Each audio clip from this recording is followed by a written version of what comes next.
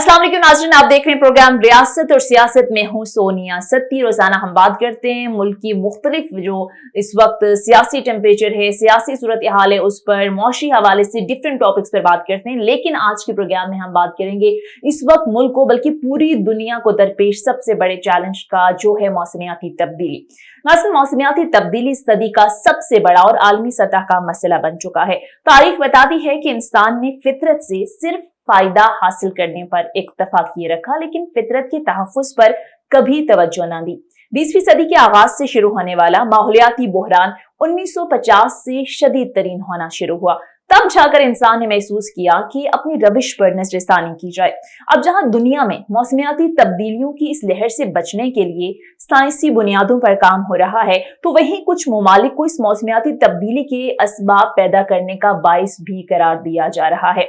इस हवाले से ज्यादातर वजूहात भी इंसानों की लापरवाहियां, माहौल दुश्मन आदात, जंगी जुनून की एटमी और बरकी टेक्नोलॉजी के तजर्बाती असरात रहे हैं।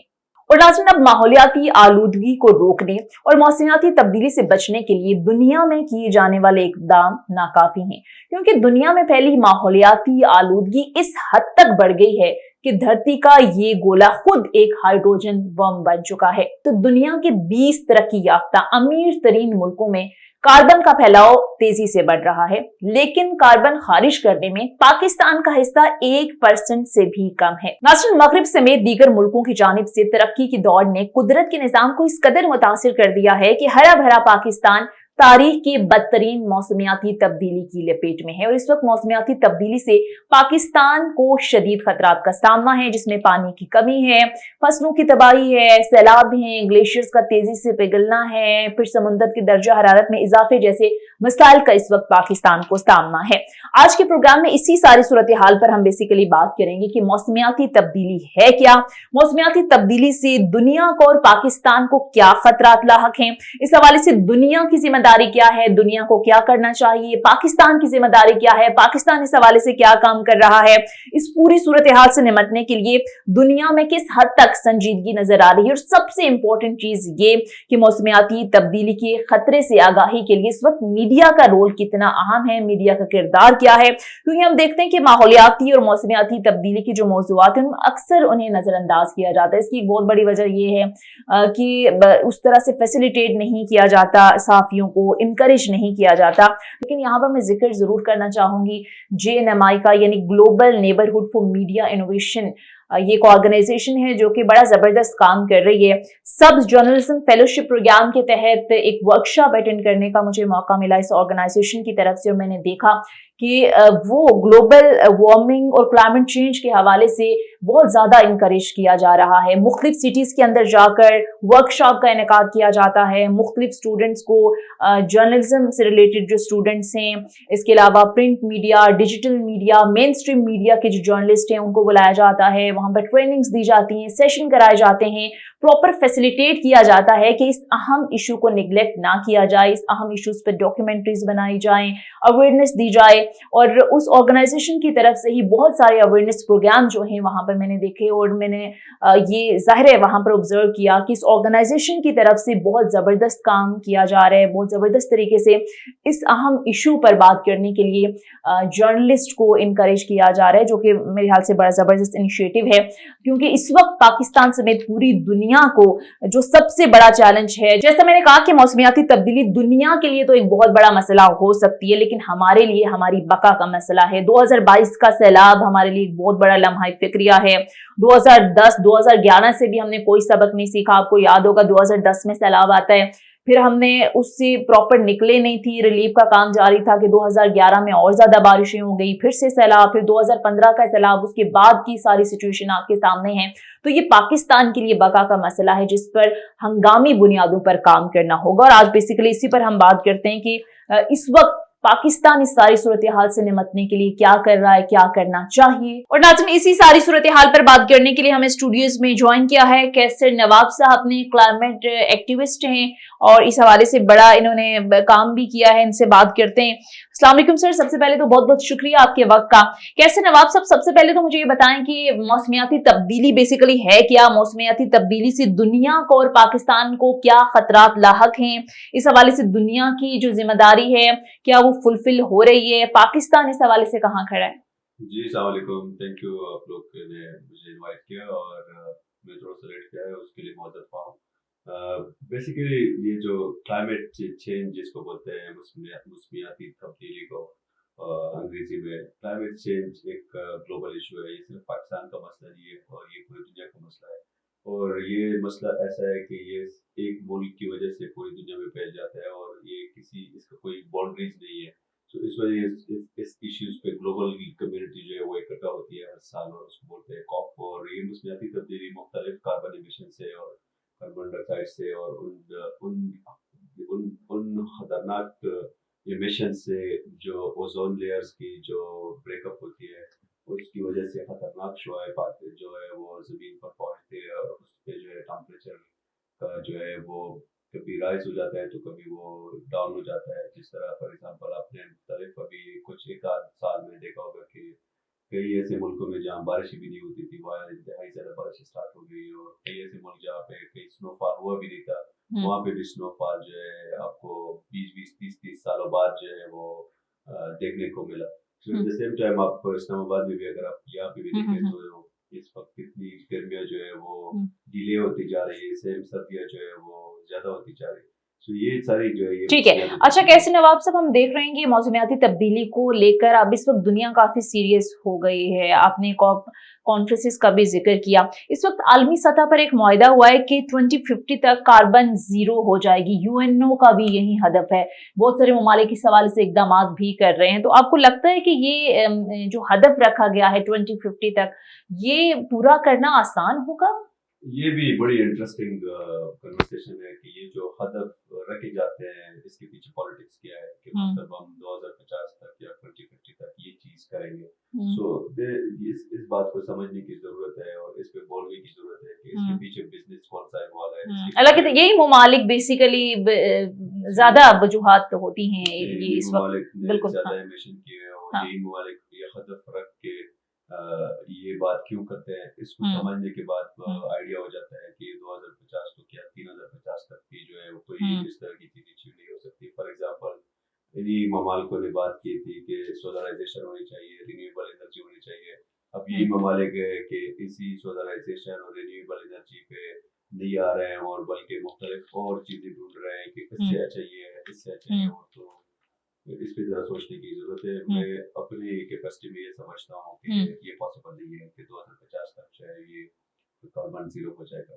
ठीक है, तो सर अब मुझे अब ये बताइए कि हम क्या इस सारी सूरत हाल से निपटने के लिए तैयार हैं? पाकिस्तान को जिस सारी सूरत हाल का सामना है, हालांकि जिस तरह से मैंने अपनी इंट्रो में भी बात की कि कार्बन खारिज करने में पाकिस्तान का हिस्सा 1% से भी कम है और ये मोस्टली जो मगरबी ममालिक हैं या जो तरक्की याफ्ता ममालिक हैं वो इसका एक बड़ा जाहिर एक वजह है। तो आपको क्या लगता है पाकिस्तान इस वक्त कहाँ पर स्टैंड कर रहा है और पाकिस्तान के अंदर इस सारी सूरत हाल से, ग्लोबल वार्मिंग से बचाव के लिए जो इकदाम हैं वो आपको लगता है कि काफी मजीद इसे हटकर काम करने की जरूरत है?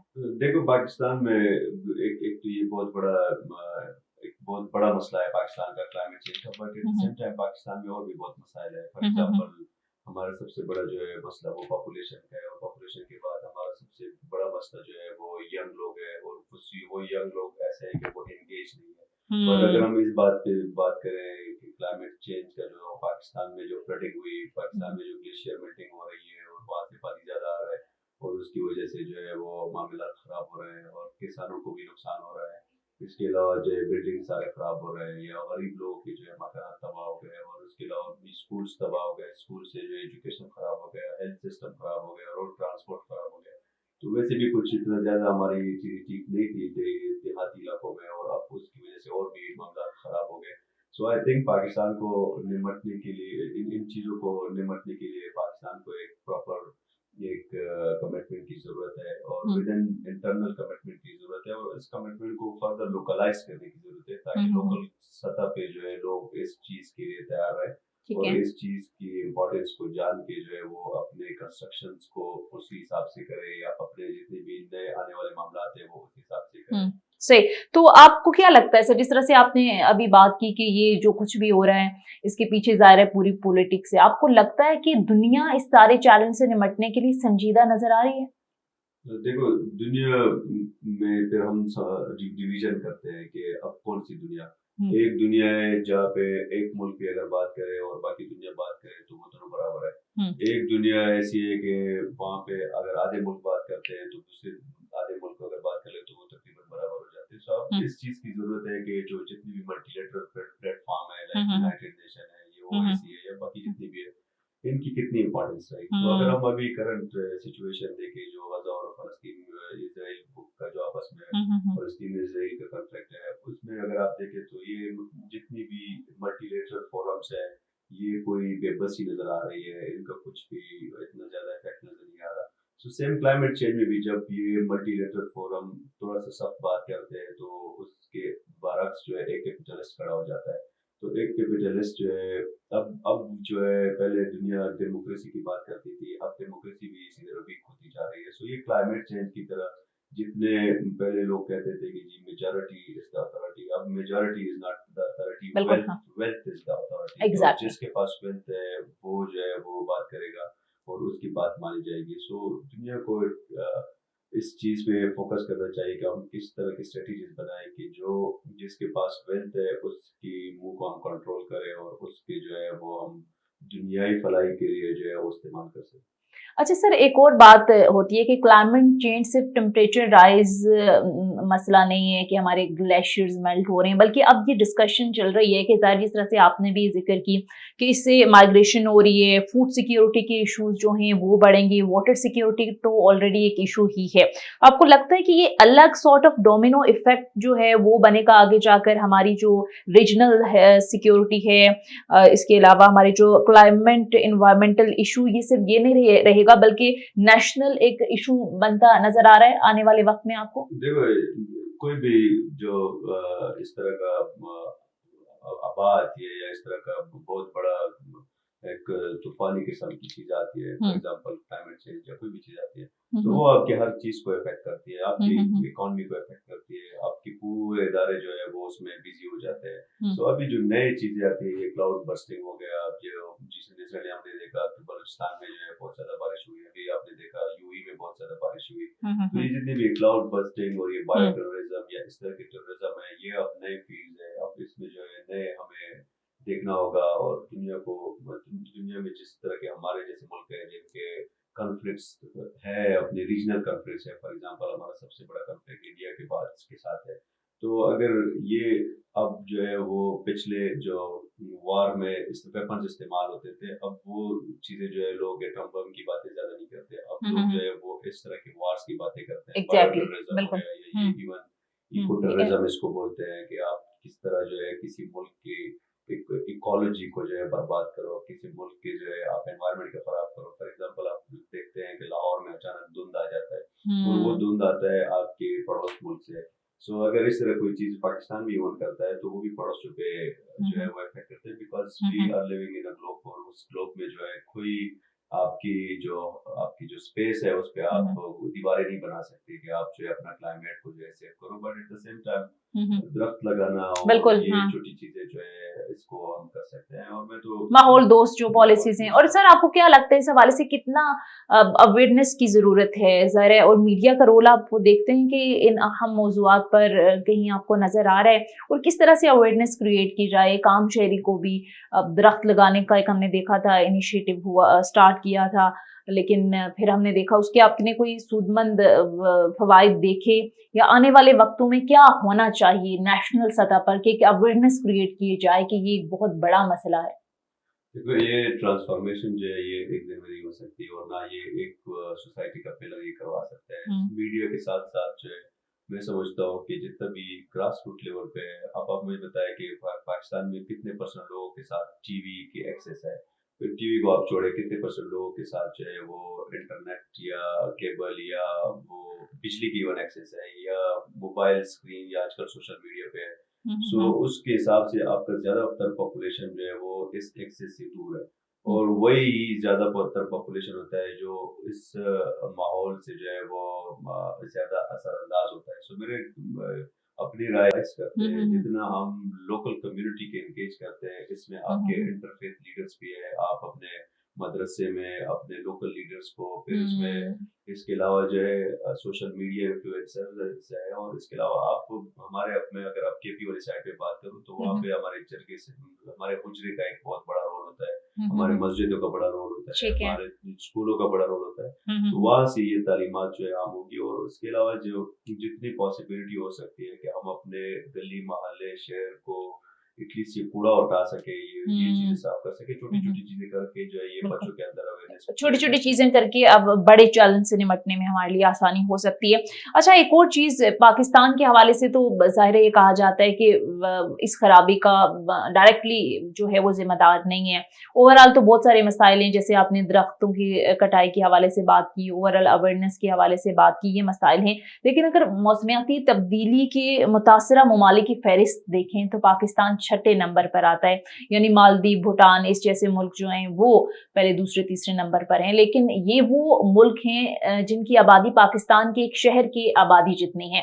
तो इस हवाले से पाकिस्तान तो सरे फहरिस्त रहा इस सारे सूरत हाल को लेकर, ये काफी खौफजदा कर रहा है। ओवरऑल अभी जिस तरह से इस हवाले से बात भी हो रही है, अभी बेमौसम बारिश हो जाती है, फिर गर्मियां जो हैं वो अपने ज़ाहिर टेन्यूर से ज्यादा हमें नजर आ रही हैं, सैलाब की सूरत हाल आपके सामने है।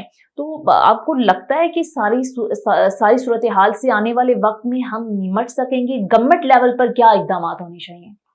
देखो, ये एक बहुत स्ट्रेटेजिक प्लानिंग की जरूरत है इस वक्त, कि हम माहिरीन के साथ बैठ के और फिर सिविल सोसाइटीज के साथ बैठ के पॉलिटिकल उसमें प्रेजेंटेशन भी हो, और उसके अलावा जो है हेल्थ के मुख्तलिफ स्टेक होल्डर्स जितने भी इस सर्कल में अपना किरदार अदा करते हैं, उन सब के साथ मिल बैठ के जो है इस चीज़ के एक काफ़ी तवील अरसे तक एक वो बनाना चाहिए कि हम अगले 7 साल में कैसे इस चीज़ से निपटेंगे, क्योंकि हर हफ्ते जो है आपको नई एक चीज़ नजर आएगी। अब हर साल में जो है एक नए जो है किस्म के टर्मिनोलॉजीज इंट्रोड्यूस होते जाएंगे, और जब तक हम उन टर्मिनोलॉजीज को समझेंगे तो अगले टर्मिनोलॉजी आ जाती है, या अगला कोई खौफनाक सी चीज़ आ जाती है।